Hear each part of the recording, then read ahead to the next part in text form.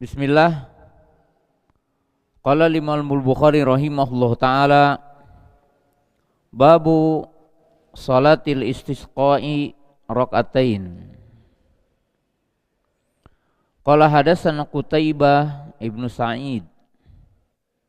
Qala hadatsana Sufyan an Abdullah ibni Abi Bakrin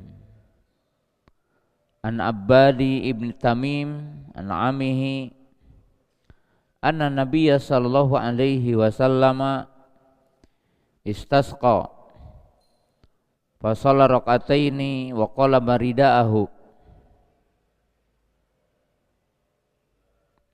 Bab salat istisqa 2 rakaat. Imam Bukhari meriwayatkan dari jalannya Qutaibah bin Sa'id sampai kepada sahabat ridwanullahi ta'ala alaihim, yaitu pamannya Abbad ibnu Tamim, bahwa Nabi SAW istasqa, artinya meminta turun hujan kepada Allah. Berarti di sini digabungkan antara doa dengan sholat. Jadi kalau istisqonya sendiri adalah doa meminta turun hujan. Istasqa, bahwa baginda Nabi sallallahu alaihi wasallam berdoa meminta turun hujan. Fasalla raka'ataini, kemudian beliau salat 2 rakaat. Wa qalla baridaahu, kemudian beliau membalikan ridanya atau jubahnya, atau mungkin kalau sekarang mantel atau jasnya. Di dalam hadis ini ada 3 bagian atau ada 3 masalah.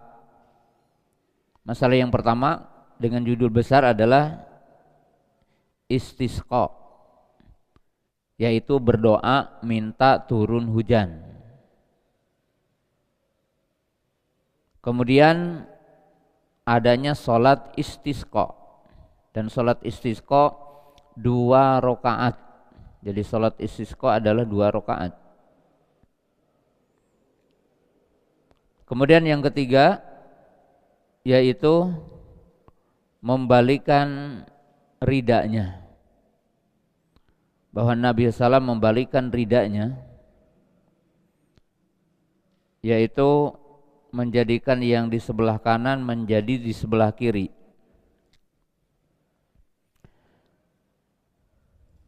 Nah, kita akan jelaskan kembali untuk diingat, istisqa terkadang dibarengi dengan sholat, istisqa terkadang tidak dibarengi dengan sholat. Jadi berarti hanya berdoa. Dan apa yang sudah saya jelaskan, bahwa istisqa yang pernah terjadi di zaman Nabi atau dilakukan oleh baginda Nabi SAW, yang pertama istisqanya beliau ketika khutbah Jumat, yaitu hadis-hadis yang sudah kita pelajari. Jadi Nabi SAW melakukan istisqa ketika beliau sedang berkhutbah Jumat. Jadi dalam kondisi berkhutbah maka beliau beristisqa. Seperti sudah dijelaskan di hari kemarin, ketika Nabi SAW sedang berkhutbah, tiba-tiba datang seseorang dan menghadap kepada beliau dan menceritakan bahwa di kampungnya telah terjadi kemarau panjang. Kemudian Nabi SAW berdoa dengan doa istisqa, yaitu yang sudah disebutkan kemarin. Di antara redaksinya Allahumma skina, Allahumma skina, Allahumma skina, atau Allahumma agisna, Allahumma agisna, Allahumma agisna. Yang kedua, istisqa bukan dalam khutbah Jumat, dan istisqa tidak dengan salat. Tetapi ada beberapa riwayat bahwa Nabi SAW istisqa setelah salat. Artinya udah menunaikan salam, kemudian beliau beristisqa. Nah, yang ketiga yang kita akan pelajari sekarang yaitu istisqa dengan dibarengi dengan salat. Nah, kemudian kita akan bahas tentang kaifiyah salat istisqa. Jadi kaifiyah salat istisqa. Yang pertama tentang hukum salat istisqa. Jadi kalau istisqanya ijma. Jadi ijma tentang disunnahkan, disyariatkan istisqa ketika kemarau panjang.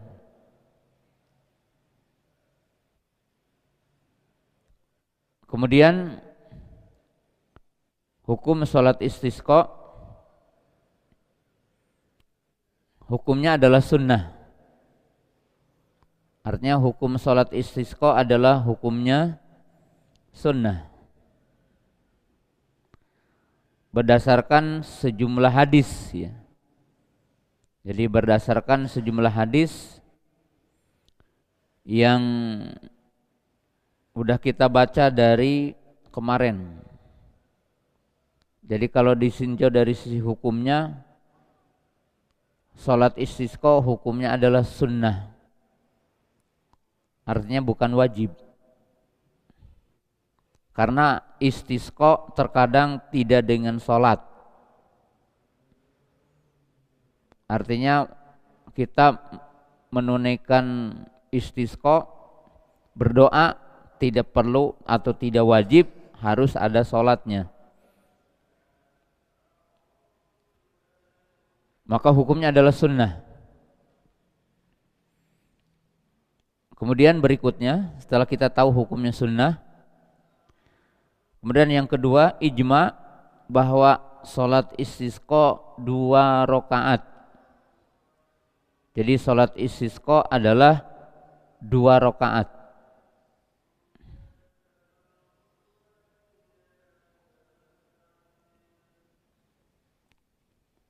Jadi salat istisqa 2 rakaat. Hanya kaum muslimin pemirsa yang dimuliakan Allah Subhanahu wa taala, dari sisi kaifiyah salat istisqa, bagaimana salat istisqa atau sifat salat istisqa, maka ikhtalafal ulama'u ila qaulain.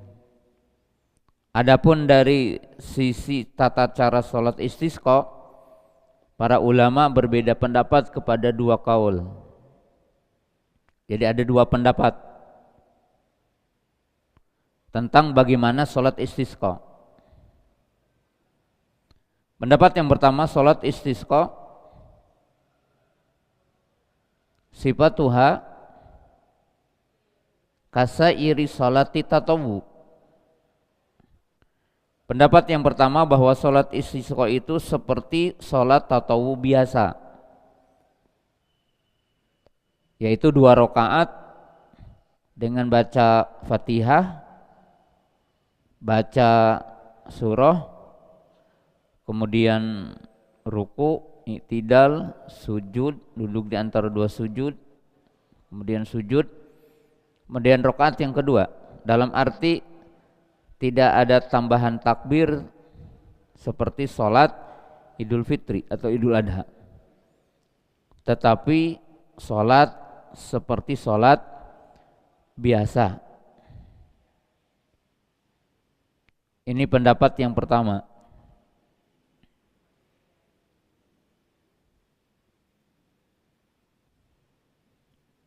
Nah,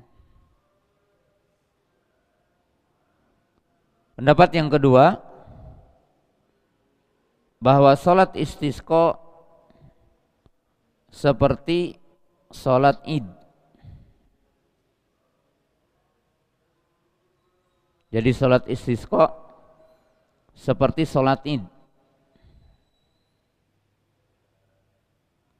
yaitu dengan tambahan takbir pada rakaat yang pertama 7 dan pada rakaat yang kedua adalah 5. Jadi rakaat pertama adalah 7, ya biasa seperti sholat Idul Fitri atau Idul Adha.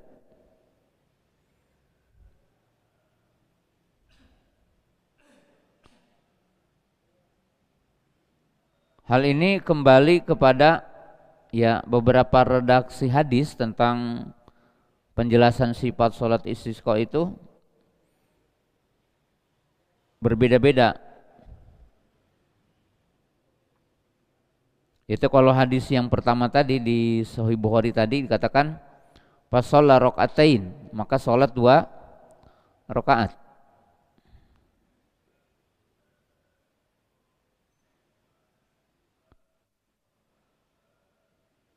Adapun yang mengatakan sholat istisqa adalah seperti sholat id, ini seperti diriwayatkan dalam riwayat Abdullah bin Abbas radhiyallahu ta'ala anhuma, bahwa Nabi SAW dikatakan wa shalla raka'ataini kama yusolli fil id.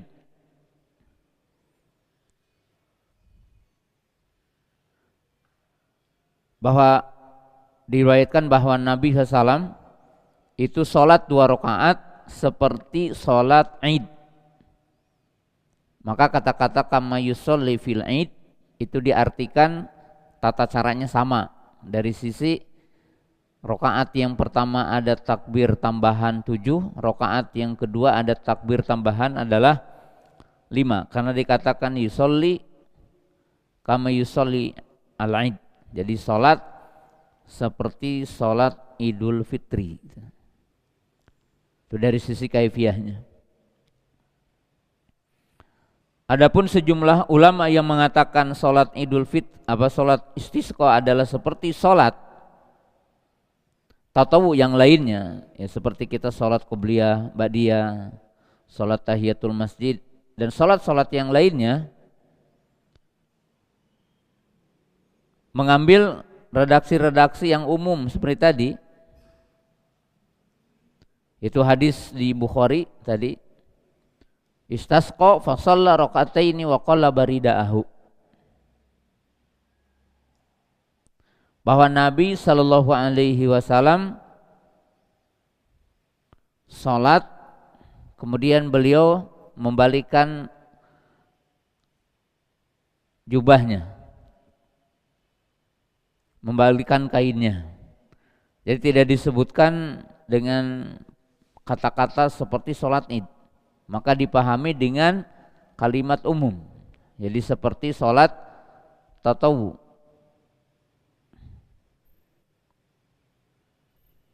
Nah, itu dari sisi kaifiyahnya. Nah, mana yang lebih kuat di antara dua pendapat tadi? Jadi dua pendapat tadi. Maka pertama adalah al-amru wasi, artinya urusannya luas. Karena memang redaksi hadis itu berbeda-beda seperti tadi dijelaskan. Tetapi sudah barang tentu kalau kita memilih itu di antara kedua pendapat itu, maka yang banyak diambil oleh para ulama muhakkik, artinya ulama muhakkik itu ulama-ulama yang menelaah dari kedua pendapat, ya seperti Syekh bin Baz yang lainnya di mutaakhirin ini, maka dikatakan bahwa sifat salat istisqa itu seperti salat id. Kenapa dikatakan begitu? Karena tambahan hadis yang mengatakan kama yusolli fil id itu tidak menafikan hadis-hadis yang menyebutkan sholat 2 rakaat. Dalam arti penambahan ilmu, penambahan hujjah. Karena yang mengatakan sholat 2 rakaat tanpa menyebutkan kama yusolli id itu sebenarnya tidak menafikan adanya tambahan takbir. tetapi hanya menggambarkan sholatnya 2 rakaat.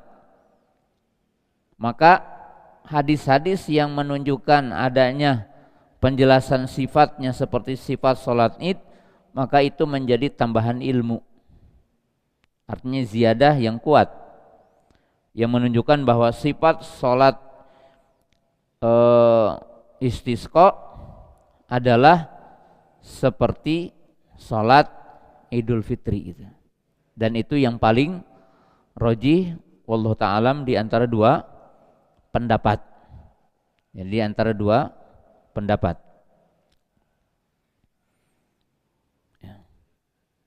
Kemudian berikutnya, bahwa pada sholat id itu dibarengi dengan khutbah gitu. Jadi barengan dengan khutbah. Tapi sebelum kita membahas khutbah, karena ini berbicara tentang kaifiyah, maka kaifiyah sholat sholat istisqa itu dikatakan seperti sholat Idul Fitri atau Idul Adha, maka juga dijaharkan bacaannya. Jadi bacaannya adalah dijaharkan.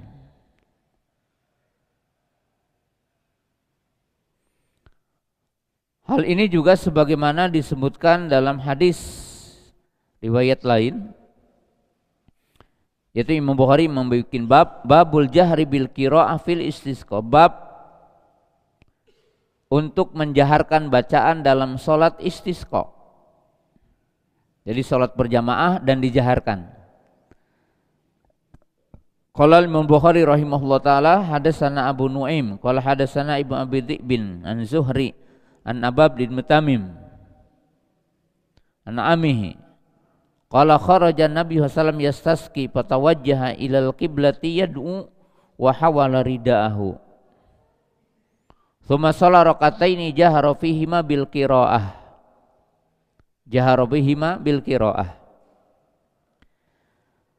Nah di sini dikatakan kharaja Nabi sallam. Nabi sallam itu keluar yastasqi, beliau untuk beristisqa. Fatawajjaha ilal kiblati yad'u, kemudian beliau menghadap ke arah kiblat dan berdoa. Wa hawala ridaahu, kemudian beliau membalikan ridanya. Tsumma shalla raka'ataini jahara fihima bil qiraah, kemudian beliau menjaharkan bacaannya. Berarti 2 rakaat. Kemudian seperti sholat Idul Fitri, Idul Adha, seperti sholat Idain, yaitu ada tambahan 7 takbir pertama, ada tambahan 5 takbir kedua. Kemudian yang ketiga, disunnahkan dijaharkan. Jadi bacaannya dijaharkan, maksudnya bacaan Fatihahnya, bacaan surahnya dijaharkan. Dan kita tahu hukum asal sholat tatawwu adalah sir, tetapi ada yang disyariatkan dijaharkan dalam beberapa kesempatan, yaitu sholat Idul Fitri, sholat Idul Adha, kemudian sholat tarawih berjamaah, kemudian sholat gerhana bulan, gerhana matahari, dan sholat istisqa itu dijaharkan bacaannya, berjamaah dan dijaharkan. Jadi kalau kita ingin tahu hukum asal sholat sunnah, satu, hukum asal sholat sunnah di rumah afdolnya. Jadi afdolnya sholat tatawwu adalah di rumah.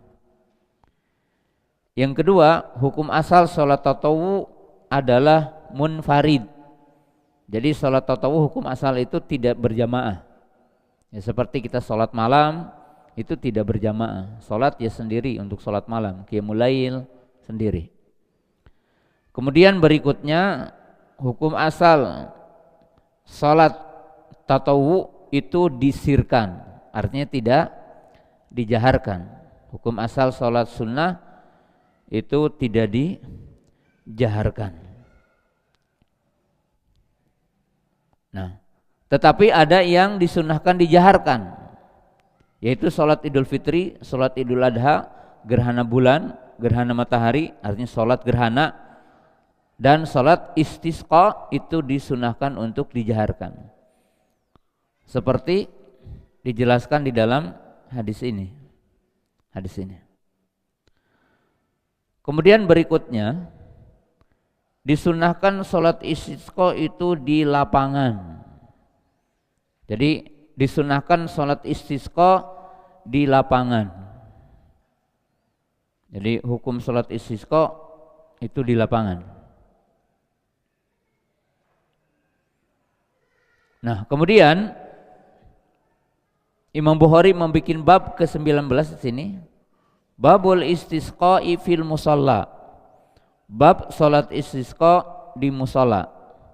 Di musalla itu bukan definisi bahasa Indonesia. Kalau kita musalla itu tempat sholat yang bukan masjid gitu. Ya seperti musalla di pertokoan, musalla di hotel, musalla di rumah gitu.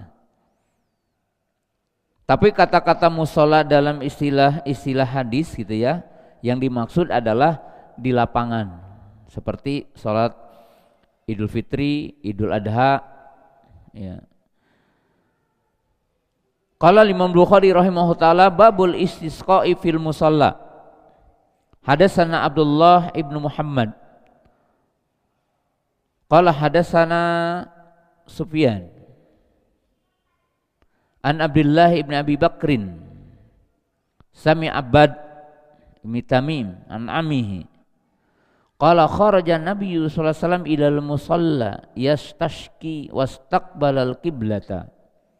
Wa shalla rak'ataini wa qallaba ridaahu. Wa qala Sufyan fa akhbarani al-Mas'udi an Abi Barkin ja'ala al-yamina 'ala shimali. Bab beristisqa di lapangan. Imam Bukhari meriwayatkan masih dari satu jalan dengan potongan-potongan yang berbeda sedikitnya. Kharaja Nabi sallam ilal musalla. Bahwa Nabi sallam keluar ke musalla, artinya ke lapangan. Yastasqi. Beliau berdoa meminta hujan. Wastaqbalal qiblata. Kemudian beliau menghadap kiblat. Fasala raka'ataini. Kemudian salat 2 rakaat. Wa qallaba ridaahu. Kemudian beliau membalikkan ridanya. Kemudian disebutkan dalam ayat yang lain dikatakan dan menjadikan bagian kanan menjadi bagian kiri. Nah, jadi kita jelaskan sekali lagi salat istisqa 2 rakaat. Kemudian salat istisqa seperti salat Id, itu yang paling rajih walaupun tadi terjadi perbedaan. Ya. Jadi salat istisqa seperti salat Id dalam arti rakaat pertama ada tambahan 7 takbir, rakaat yang kedua ada tambahan 5 takbir. Kemudian disunahkan untuk dijaharkan. Jadi disunahkan untuk dijaharkan. Nah, yang keempat salat istisqa afdolnya di mushola. Jadi afdolnya di mushola. Nah, di sini ada 2 sisi lain tentang salat. Doa, kemudian khutbah. Jadi kan salat, doanya beda, kemudian khutbahnya beda. Ya, jadi khutbah beda. Di sini kita akan bahas yang pertama dulu, khutbah dalam salat istisqa. Jadi khutbah dalam salat istisqa. Yang pertama, disunahkan berkhutbah dalam salat istisqa. Jadi disunahkan berkhutbah dalam salat istisqa.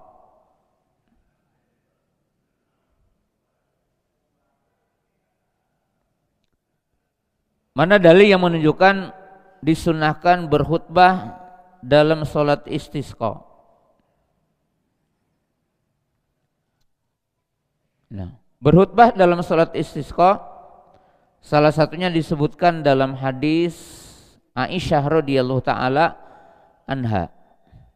Beda ya, tadi yang udah dijelaskan adalah beristisqa ketika khutbah. Jadi ketika khutbah beristisqa itu udah lewat. Tetapi sekarang khutbah dalam sholat istisqa.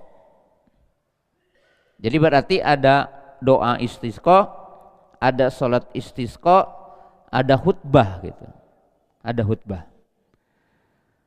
Maka itu disebutkan dalam hadis Aisyah radhiyallahu taala anha. Di dalam hadis Aisyah radhiyallahu taala anha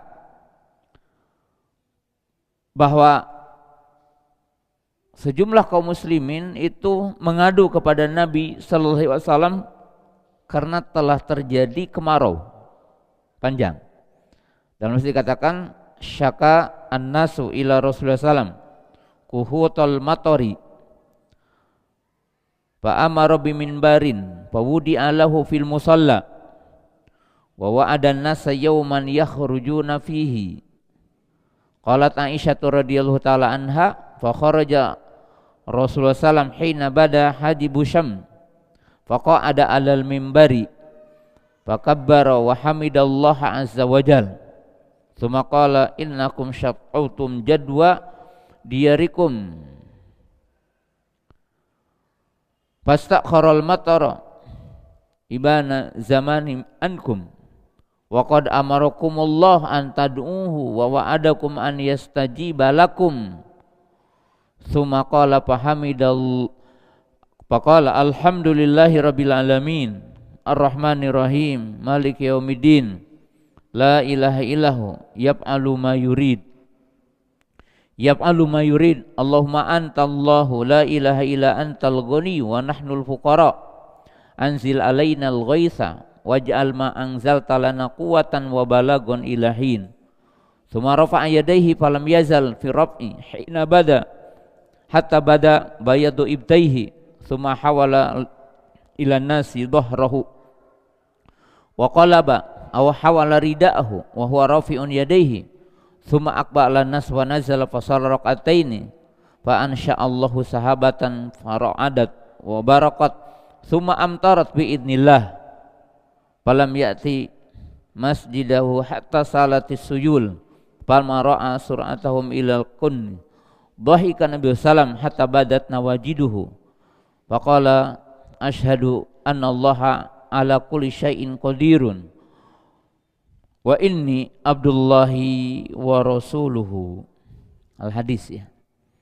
Jadi kita sebutkan hadis ini karena hadis ini hadis yang paling lengkap tentang kaifiyah salat istisqa yang diajarkan oleh baginda Nabi sallallahu alaihi wasallam. Ya. Jadi pada satu ketika para sahabat mengadu kepada Nabi sallallahu alaihi wasallam. Jadi mengadu kepada baginda Nabi sallallahu alaihi wasallam. Kemudian Aisyah mengatakan orang-orang datang kepada Nabi sallam lalu mereka mengatakan telah terjadi kemarau panjang. Lalu Nabi sallam menyuruh para sahabat untuk membawakan mimbar dan disimpan di tempat salat.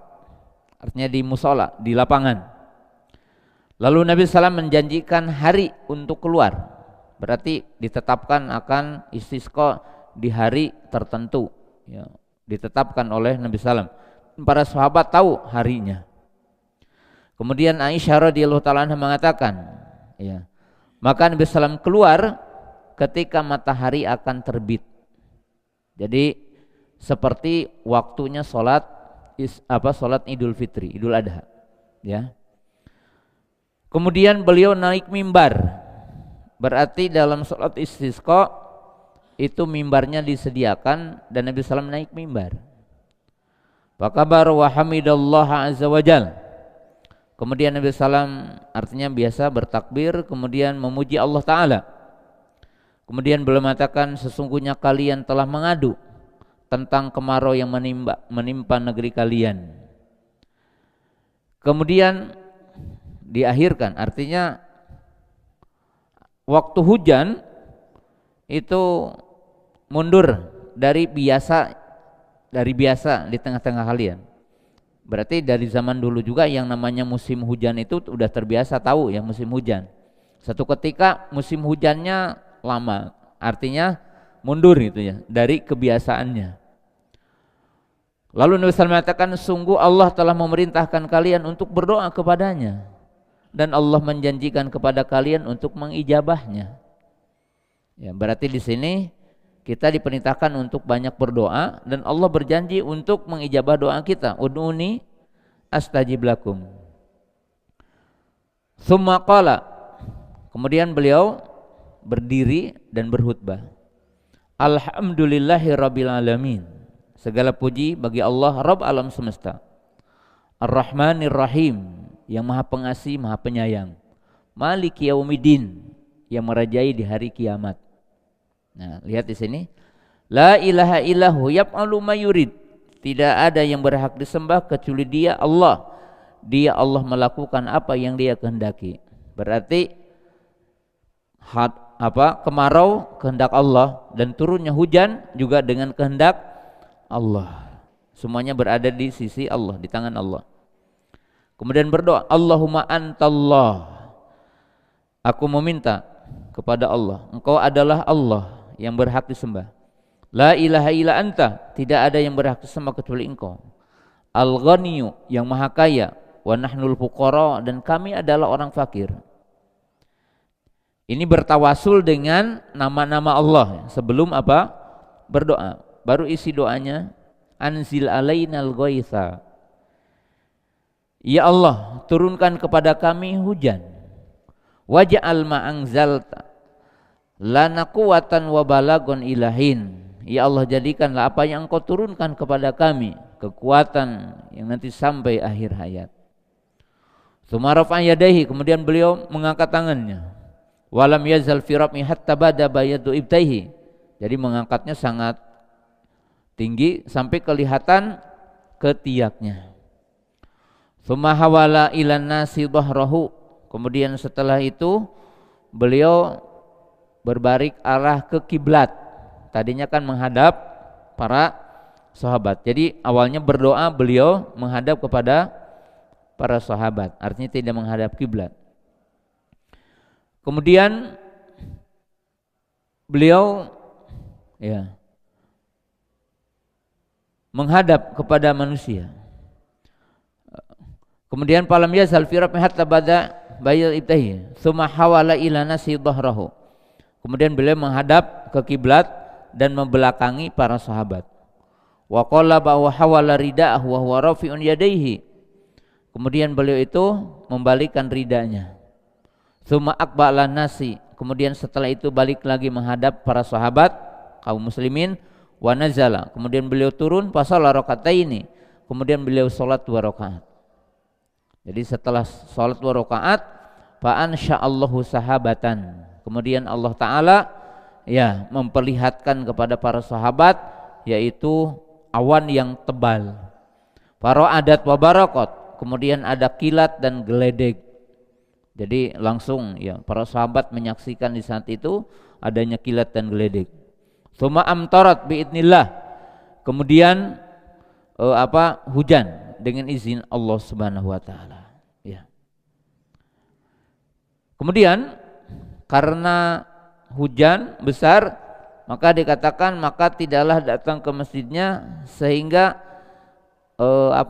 sungai-sungai lah kalau sekarang itu mungkin parit-parit itu penuh dengan air. Artinya terjadilah suyul. Artinya di sini banjir. Artinya di sini aliran-aliran parit itu penuh dengan air. Walam ara suratahum ila kinni dhahika sallallahu alaihi wasallam hatta badat nawajiduhu. Jadi ketika sikap para sahabat begitu cepat untuk dengan hujan tersebut, itu artinya mengekspresikan mereka untuk menyambut hujan, Maka Nabi SAW tersenyum melihat para sahabat ridwanullahi ta'ala alaihim ketika mereka itu menyambut hujan, ya, ketika para sahabat menyambut hujan, sehingga Nabi SAW itu tersenyum. Kemudian beliau berkata, aku bersaksi bahwa Allah Ta'ala maha berkuasa atas sesuatu, dan aku ini adalah hamba Allah dan Rasulnya. Nah, dari rentetan hadis ini bisa kita ambil beberapa poin tadi, beberapa poin. Tetap kembali sholat istisqa hukumnya sunnah. Yang kedua, sholat istisqa itu di lapangan. Yang ketiga, sholat istisqa adalah 2 rakaat. 2 rakaat. Ya. Walaupun di sini tidak disebutkan seperti Idul Fitri atau enggak, di hadis ini tidak disebutkan. Nah, tapi berkaitan dengan khutbah dan doa, maka bisa disebutkan khutbah sebelum sholat kalau di hadis ini. Jadi khutbah sebelum sholat di hadis ini. Dan berdoa, doa istisqa sebelum sholat. Jadi dalam hadis yang dibawakan oleh mu'allif di sini menunjukkan bahwa khutbah itu sebelum sholat, ya. Jadi khutbah sebelum sholat, dan ini di hadis yang diriwayatkan oleh Imam Bukhari dan Muslim.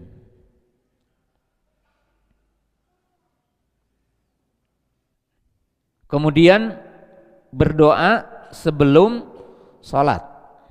Jadi berdoa istisqa sebelum sholat.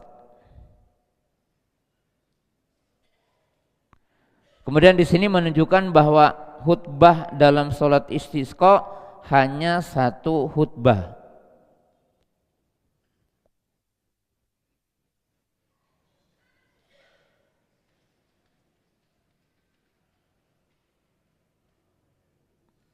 Jadi hanya 1 khutbah. Jadi bukan seperti seperti khutbah Jumat. Seperti khutbah Jumat.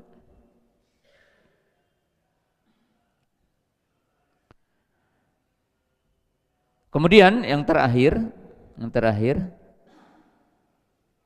kita akan jelaskan adab untuk istisqa. Jadi beberapa adab untuk istisqa.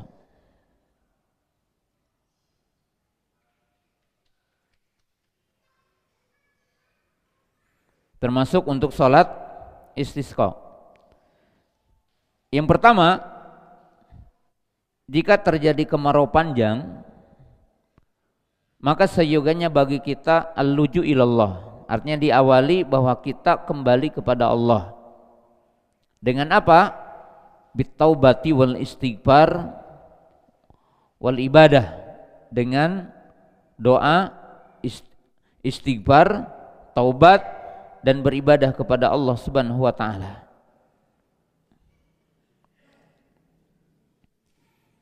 Nah, kemudian yang kedua disebutkan dalam hadis Abdullah bin Abbas, adabnya kharajan bersalam mutawadian, mutabadilan, mutakhasyian, mutarassilan, mutadarrian.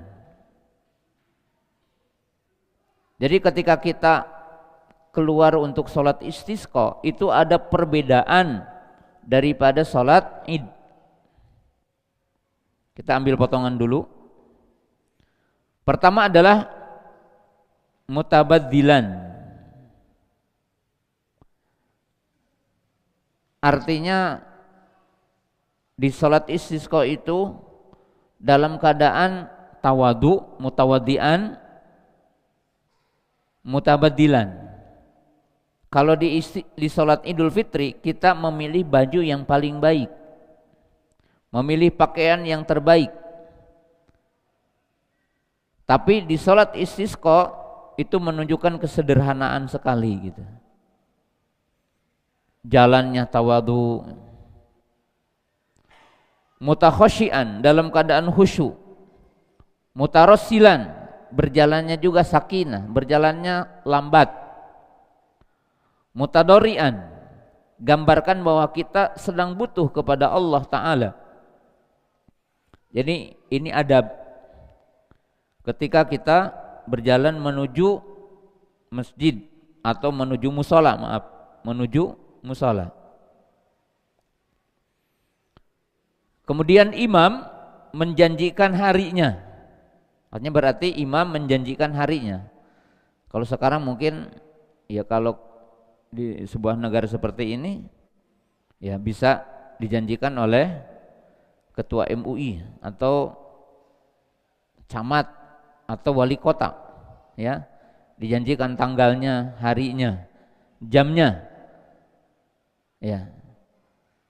Kemudian dianjurkan juga seperti sholat id, anak kecil, perempuan, semuanya dianjurkan untuk keluar.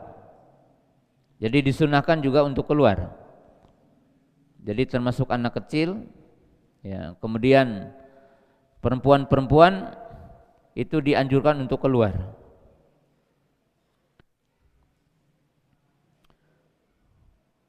Kemudian sholat istisqa dengan tanpa adzan dan iqamah. Jadi tidak ada adzan, tidak ada iqamah. Tidak ada adzan dan tidak ada iqamah.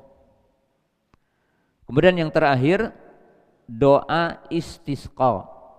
Jadi doa istisqa. Doa istisqa agak berbeda dengan doa yang lain, karena ada berdoa itu dikatakan oleh para ulama ada 3 adab berdoa. Yang pertama adab berdoanya khotib ketika khutbah, maka berisyarat dengan telunjuk. Jadi kalau khotib sedang berkhutbah, doanya tidak demikian. Artinya ketika khutbah Jumat tidak mengangkat demikian, tetapi dengan isyarah. Bahkan dikatakan oleh Nabi SAW, bi'sal khotib, sejelek-jelek khotib adalah khotib yang ketika berdoa mengangkat begini. Tapi begini sunnahnya.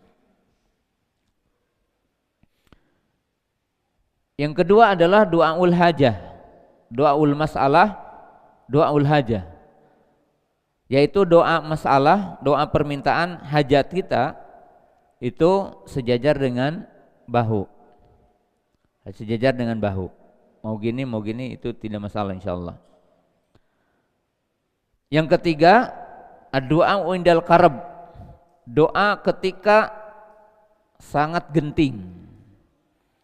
Ini dilakukan oleh Nabi SAW ketika perang dan dilakukan oleh Nabi SAW ketika doa istisqa. Artinya doa ketika dalam peperangan, doa ketika istisqa. Maka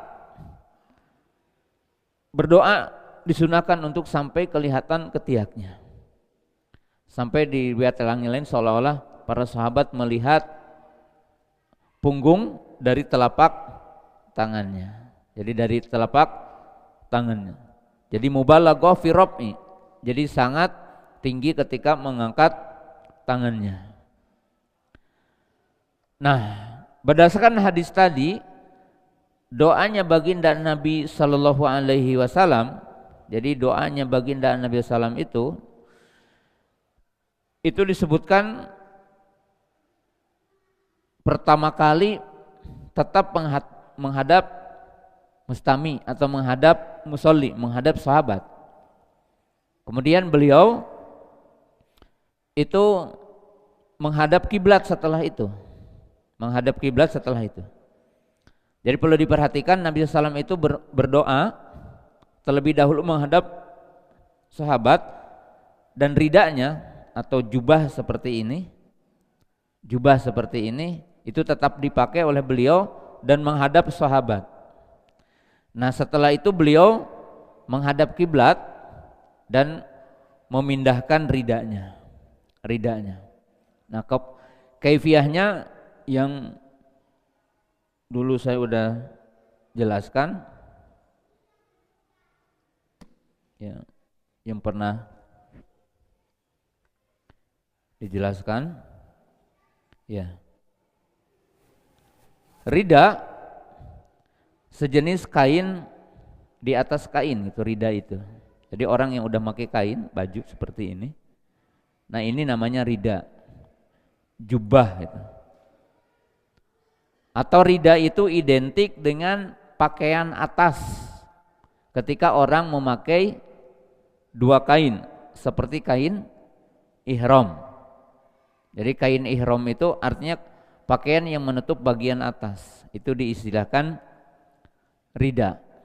Nah, jadi ketika kita sholat istisqa, nah ini seperti begini, berarti Nabi SAW itu menghadap begini kepada para sahabat Nabi SAW, khutbah, ketika beliau berkhutbah, kemudian beliau menghadap sahabat, setelah itu beliau berdoa dengan mengangkat tangan seperti gini. Kemudian beliau membuka ridanya, yaitu menjadikan begini, wahawala ridaahu, yang tadi di sebelah kanan berarti menjadi sebelah kiri dengan begini gitu ya. Nah, tapi Nabi SAW menghadap ke kiblat, jadi beliau terus mengangkat tangan ya, itu. Jadi tidak perlu diinstruksikan membawa selendang. Jadi kalau antum tidak punya rida, tidak disunahkan. Tetapi kata para ulama, apakah yang memindahkan rida itu hanya imam atau juga makmum? Maka jamaah yang dimuliakan Allah Subhanahu wa taala, pendapat yang rajih, kalau makmumnya membawa rida maka disunahkan. Tapi kalau tidak. Ya, kalau tidak artinya tidak disunahkan. Jadi tidak disunahkan. Ya. Adapun contoh-contoh doa dalam doa istisqa, ya seperti kemarin udah dijelaskan, ya. Yang paling pendek dan sunahnya 3 kali. Allahumma asqina, Allahumma asqina, Allahumma asqina. Atau doanya Allahumma agisna, Allahumma agisna, Allahumma agisna. Itu boleh ya? Boleh Allahumma asqina. Tapi kalau di wasal Allahumma asqina, Allahumma asqina, Allahumma asqina. Kalau yang kedua Allahumma agisna, Allahumma agisna, Allahumma agisna. Atau doa yang lain yaitu Allahumma asqina ghaisan mughisan mari'an nafi'an ghairu dharin ajilan ghairu ajilin ghairu ajilin. Allahumma asqina ghaisan mughisan. Jadi hujan yang mendukung banyak kebaikan. Karena kan hujan bisa jadi bencana gitu ya. Maka Nabi SAW berdoa mugisan, mari'an, nafi'an, ghairu dharin, ajilan, ghairu ajilin. Artinya cepat turunnya. Kemudian yang kedua, yang ketiga, yang tadi yang panjang. Bagi Nabi SAW mengatakan alhamdulillahirabbil alamin, arrahmanir rahim, maliki yaumiddin, la ilaha illallah, yaf'alu ma yurid, Allahumma antallah, la ilaha illa anta, antal ghaniyyu wa nahnul fuqara, anzil alainal ghaitha, ya, waj'al anzil alaina al ghaitha, waj'al ma anzalta lana quwatan wa balagon ilahin. Nah, kita kasih penjelasan di sini sedikit. Berdoa kepada Allah itu salah satu adabnya bertawasul dengan namanya gitu. Jadi berdoa kepada Allah salah satu adabnya adalah bertawasul dengan menyebutkan namanya. Nah. Kemudian Nabi SAW lihat di sini di hadis yang tadi, Alhamdulillahi Rabbil Alamin Ar-Rahmanir Rahim Maliki Yaumiddin. Jadi bertawasul seperti dalam surah Al-Fatihah. Jadi sebelum ihdinas siratal mustaqim, Quran mengajari Alhamdulillahi Rabbil Alamin Ar-Rahmanir Rahim Maliki Yaumiddin. La ilaha illallah yaf'alu ma yurid. Jadi di sini relevan. Allah Maha berkuasa untuk menahan hujan, Allah Maha berkuasa untuk menurunkan hujan. Tapi kita meminta yang keduanya, agar Allah menurunkan hujan karena berada di sisi Allah. Kemudian lihat di sini yang tadi tawadu ya. Allahumma antallahu la ilaha illa anta al-ghaniyyu wa nahnul fuqara. Artinya penyanjungan kepada Allah dan pengakuan diri bahwa kita adalah lemah. Ini juga adab, ya adab. Kita mengatakan kita lemah, Allah Maha Kaya. Anzil alainal ghaitha waja'al ma anzalta lana quwatan wa balagon ilahin. Ini doanya doa yang sangat agung yang Nabi SAW ajarkan kepada kita. Nah ini tentang sifat sholat istisqa. Sebelum membuka pertanyaan, saya punya poin penting di sore ini, nasihat ya. Kaum muslimin jamaah yang dimuliakan Allah Ta'ala, ada 2 poin yang saya ingin sampaikan. Yang pertama, salah satu problem kehidupan kita di Indonesia dan salah satu problem pendidikan kita di Indonesia adalah kurangnya menanamkan nilai moral, nilai akhlak dan budi pekerti kita. Kaum muslimin jamaah yang dirahmati Allah Ta'ala, ada kata-kata, ungkapan yang mengatakan seorang guru harus lebih takut ketika siswa atau siswinya tidak bisa antri ketimbang dia tidak bisa matematika gitu. Saya ingin ajarkan satu hal yang penting di sini.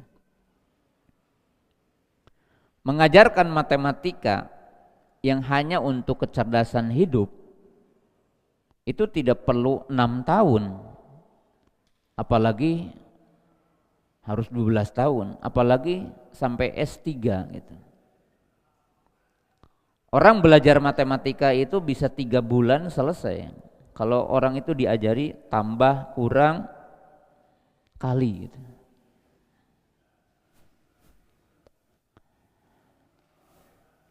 Tapi mengajarkan akhlak, mengajarkan budi pekerti, dan tadi contohnya adalah budaya antri, itu tidak bisa sekali dalam hidup.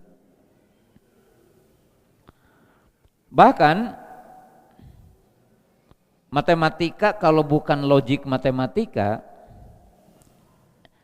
dalam sejumlah skill hidup manusia itu tidak dibutuhkan lagi gitu, matematika itu, walaupun lama dipelajarinya. Contoh maaf ya, orang jadi pemain bola dan dia mencari dunia dengan itu dan menjadi profesi dan menjadi profesional di situ. Itu udah tidak lagi belajar matematika dan tidak butuh lagi. Orang jadi pebulu tangkis dan banyak hal. Tapi yang namanya moralnya itu diperlukan dalam setiap saat.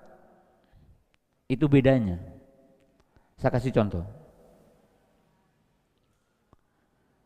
Kenapa di sebagian negeri yang dikatakan maju, anak tidak bisa antri lebih berbahaya daripada anak tidak bisa matematika atau fisika atau biologi?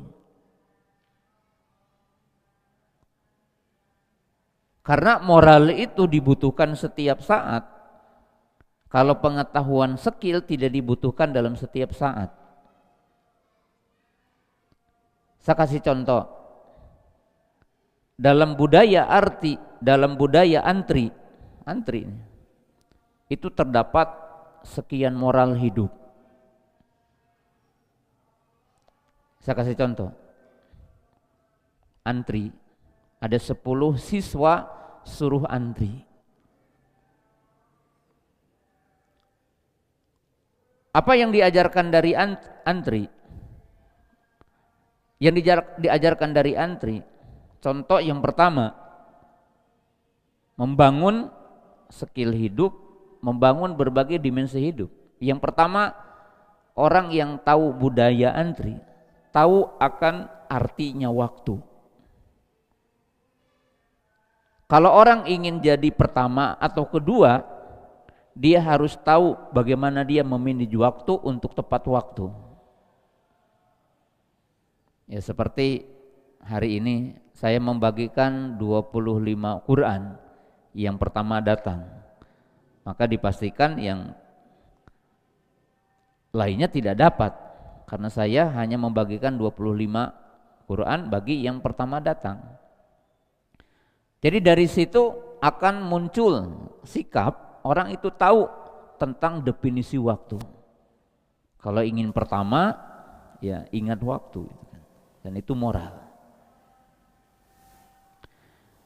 Yang kedua, orang akan tahu tentang nilai penghormatan.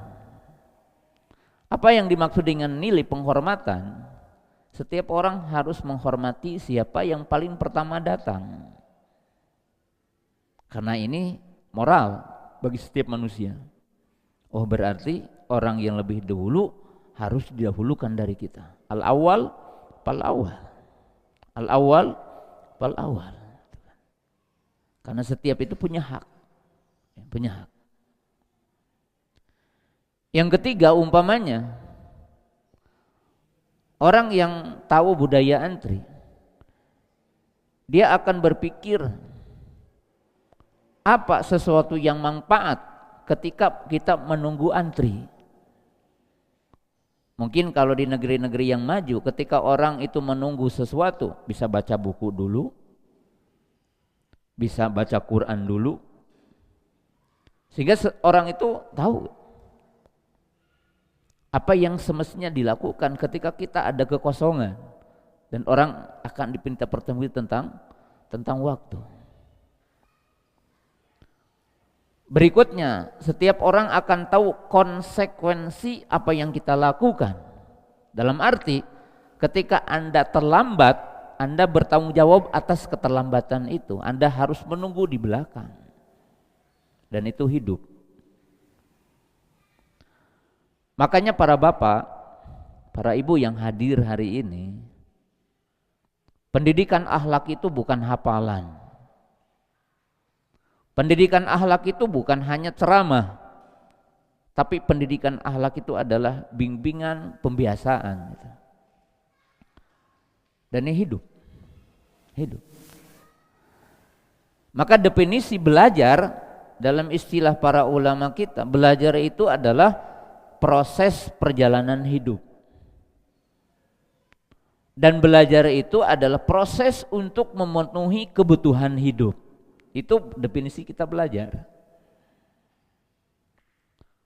Tapi sekarang negara ini dari Sabang sampai Merauke, anak bangsa ini belum paham apa arti belajar.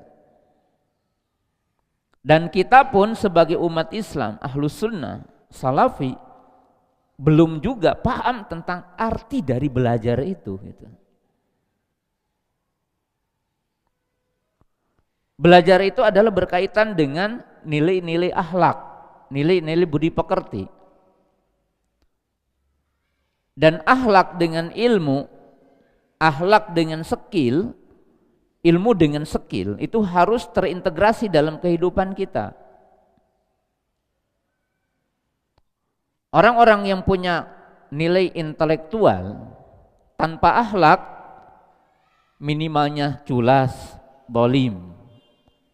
Dan dalam Islam kita memahami bahwa akhlak yang buruk itu menghancurkan amal. Seperti antum tahu tentang yang dinamakan orang muflis, orang yang bangkrut nanti yaumul qiyamah. Yaumul qiyamah. Seperti hari ini umpamanya, sejumlah antum itu suka ngatur-ngatur orang berilmu ketika berdakwah. Itu bagian tidak beradab. Mengomentari orang berilmu tanpa ilmu, tapi dengan perasaan. Itu nilai keburukan orang-orang yang tidak berakhlak.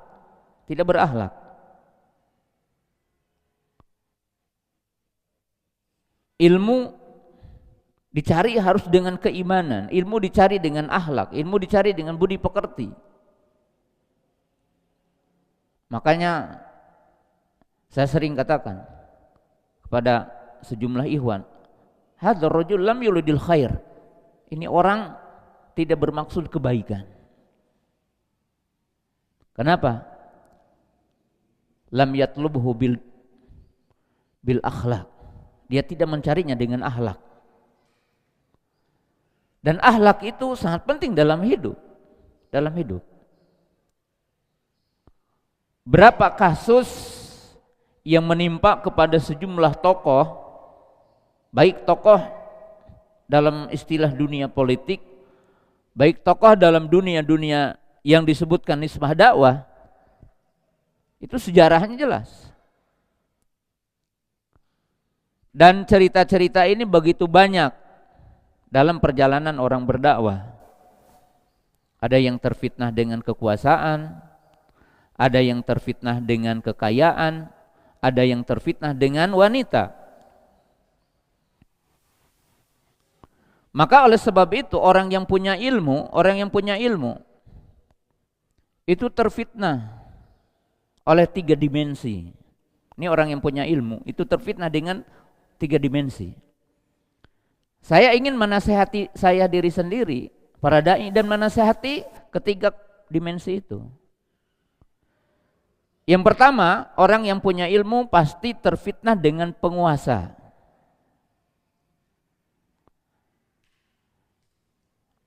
Para imam dulu, ada sejumlah para imam yang disuruh mengisi di kerajaan. Tapi para imam itu mengatakan, ini kitab Muwatta, ini kitab Adabul Mufrad Sahih Bukhari, Imam Bukhari, dan kitab Muwatta Imam Malik, itu jangan sampai dibawa ke istana. Yang ingin punya ilmu dan pingin tahu tentang Muwatta dan pingin tahu tentang Adabul Mufrad, ya datang ke majelis. Karena ilmu ini mulia daripada kerajaan. Walaqad ataina Dawud wa Sulaimana ilma. Ya. Yang kedua, orang berilmu itu terfitnah dengan siapa? Dengan yang punya harta, dengan harta.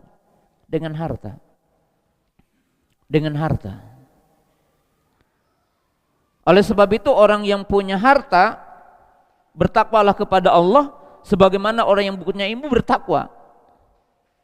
Karena yang punya harta ini terkadang mengendalikan orang-orang yang punya ilmu. Dengan apa? Dengan merasa bahwa hartanya bisa mengendalikan manusia. Bisa mengendalikan manusia. Ya. Makanya kaum muslimin pemirsa yang dimuliakan Allah Subhanahu wa taala,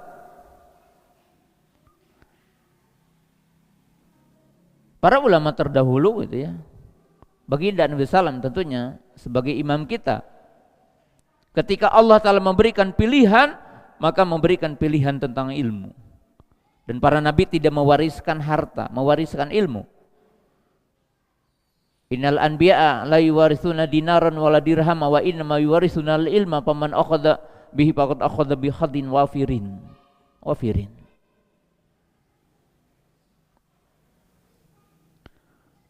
Maka artinya apa? In kunta ya talabat ilmi ta'hud wa tantafi minal agniya. Jika seorang berilmu mengambil manfaat harta dari orang kaya, imam mengambil itu karena thariqah untuk berdakwah, tidak untuk dirinya, atau mungkin orang kaya memberikan sedekah kepada orang berilmu, maka janganlah pemberian itu menyempitkan lidah. Janganlah harta itu menjadi penghalang untuk menyampaikan kebenaran, menyampaikan hak. Bahkan hari ini sejumlah dai disesatkan oleh konten-konten kreator umpamanya. Ada mulwa'i. Oleh sebab itu antum yang jadi konten kreator, antum punya harta, bertakwalah kepada Allah. Dan janganlah menjadi bagian dari iblis laknatullah ataupun syaitan laknatullah yang ikut menyesatkan sebagian orang berilmu. Karena orang berilmu terkadang juga manusia yang terkadang terbawa oleh iblis laknatullah. Ya. Yang ketiga, mustami. Saya mendapatkan nasihat fitnah kursi. Fitnah kursi artinya apa? Jangan sampai banyaknya mustami, banyaknya pendengar yang berada di sekitar kita menjadi fitnah. Adanya takabur, tidak adanya tawadhu.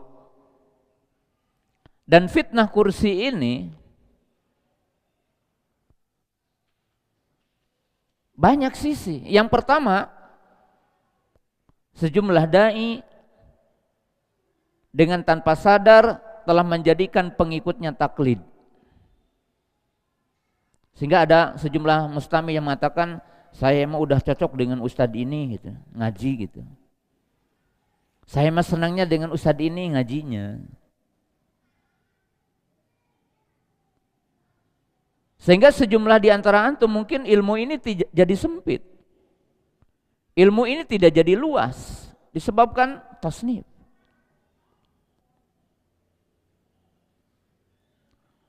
Padahal diyakini hari ini untuk kayak semacam saya itu enggak seperti ulama dulu, ilmunya terbatas. Bagaimana antum dilarang taklid kepada Imam Syafi'i, dilarang taklid kepada Imam Malik, dilarang taklid kepada imam yang 4, tiba-tiba antum taklid kepada ustadz yang ada di depan antum yang jauh ilmunya dari mereka. Daripada taklid kepada Ustadz Abu Qatadah, lebih baik taklid kepada Imam Syafi'i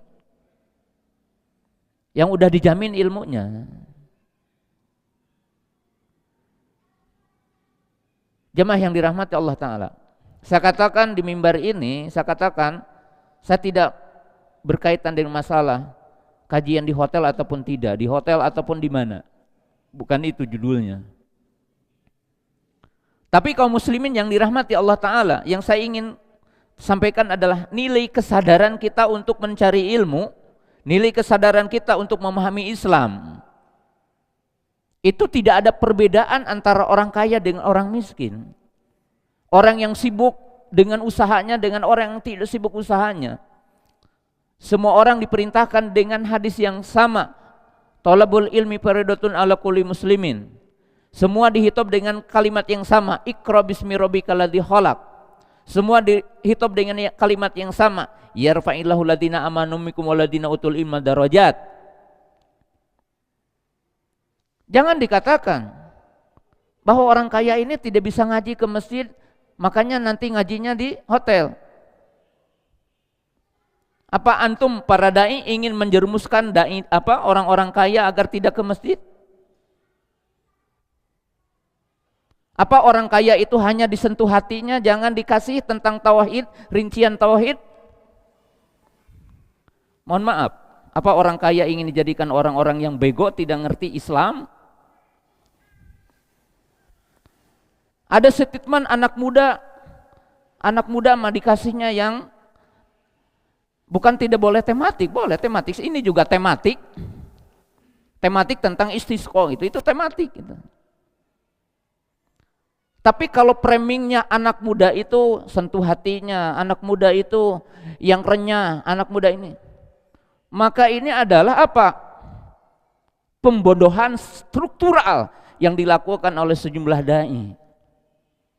Kenapa? Masa muda itu masa berpikir, masa muda itu masa untuk kita menghafal, masa muda ini masa kita untuk menjadi kreator. Masa muda itu dibilang untuk jadi orang-orang yang rendahan gitu ya. Ini masalahnya gitu. Kalau antum tanya hukumnya kajian di hotel ya, orang hotel kajian kan nggak apa-apa. Kajian di pinggir laut boleh kajian, tapi masalahnya bukan itu. Terakhirnya pertanyaan, antum tahu nggak di konsep pendidikan hari ini, kalau di TKHI holistic integrity, dunia pendidikan sepakat ini dari dunia barat kemana? Itu apa? Yang dinamakan inklusif, pregality. Untuk apa? Membangun manusia itu di hadapan Allah sama. Dalam Islam nggak ada sekolah orang kaya, nggak ada sekolah orang miskin. Bahkan saya dari dulu sangat tidak setuju ada sekolah yatim gitu. Kalau antum pingin peduli kepada anak yatim, sekolahkan aja di dia usun. Nah, antum bayar, nggak usah sekarang bikin anak yatim. Kenapa? Karena itu memarginalkan orang. Anak yatim itu tempat mandinya begitu, anak yatim itu makannya begitu, sama aja kalau antum ingin kan seperti itu. Terakhir nih, saya kasih contoh. Ketika kita berkumpul ada perbedaan, itu kan membangun mental. Antum merasa malu ketika antum bawa mobil Pajero dengan orang yang bawa mobil tahun 80-an? Antum merasa malu? Enggak, saya itu tidak pernah merasa malu kumpul dengan siapapun. Bahkan saya ketemu dengan beberapa tokoh. Nih mohon maaf ya, disclaimer nih. Masuk ke rumah makan, plat merah dengan plat putih, kira-kira siapa yang dirasakan lebih mulia?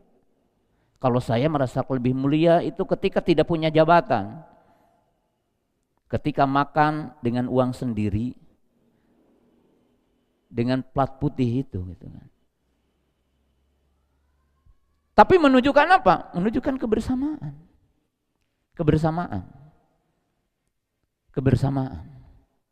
Dan kita tahu hukum asal ilmu itu hadiah ya. Hukum asal saya mengajar adalah hadiah untuk antum. Hadiah untuk antum. Dan hukum asal mengajar agama itu adalah sedekah. Hukum mengajar asal agama itu adalah kewajiban bagi saya, bagi orang yang berilmu. Makanya Imam Syafi'i mengatakan wal amalu samratuhu wa ta'limu shadaqatuhu au zakatuhu. Mengamalkan adalah buahnya dan mengajarkan adalah sedekahnya. Ya, yang dituntut bagi kita itu kesadaran mencari ilmu. Untuk apa? Untuk proses hidup kita dan untuk kebutuhan hidup kita. Antum jangan sekali-kali antum punya pikiran belajar itu nanti nunggu ustadz yang terkenal, nanti nunggu tablik akbar. Belajar dengan orang yang diketahui ilmunya siapa saja, yang mereka berakhlak, budi pekerti dan memiliki ilmu. Antum belajar dengan siapa saja. Saya saksikan ya di sini, saya tidak membatasi ustadz di Tasikmalaya untuk ngajar di mana saja. Saya berikan antum ngajar. Cuma saya akan memberikan pengarahan ketika kurang lurus ataupun dianggap keliru, saya akan ingatkan. Tapi saya tidak pernah menghalangi ustadz siapa saja mau ngajar. Tidak perlu izin ke saya mau ngajar, ya, mengajar. Kalau konsultasi tentang bagaimana mengajar, konsultasi bagaimana antum bagaimana bikin kajian, itu sewajarnya konsultasi. Karena antum itu harus tahu bagaimana berdakwah, bagaimana menyebarkan Islam ini dengan cara yang baik, bagaimana menyebarkan sunnah dengan cara yang baik. Ini sangat penting. Ya, insya Allah di Tasikmalaya tidak akan dibagi-bagi. Ya. Sekarang orang belajar ke sini dan itu tidak ada. Ya, kalau kelas itu ilmiah. Kalau kelas ustadz antum tidak mampu, nggak apa-apa itu. Tapi kalau perbedaan ini kajian penguasa, kajian orang kaya, kajian orang biasa. Kalau itu mah tidak ada petunjuknya ya. Nabi saja ditegur ketika ingin mengumpulkan yang pembesar saja oleh Allah Subhanahu wa taala. Ya, sampai di sini barangkali apa yang bisa kita sampaikan di kesempatan sore hari ini. Mudah-mudahan kita diberikan keberkahan oleh Allah Subhanahu wa taala. Wa akhiru da'wana alhamdulillahirabbil alamin. Assalamualaikum warahmatullahi wabarakatuh.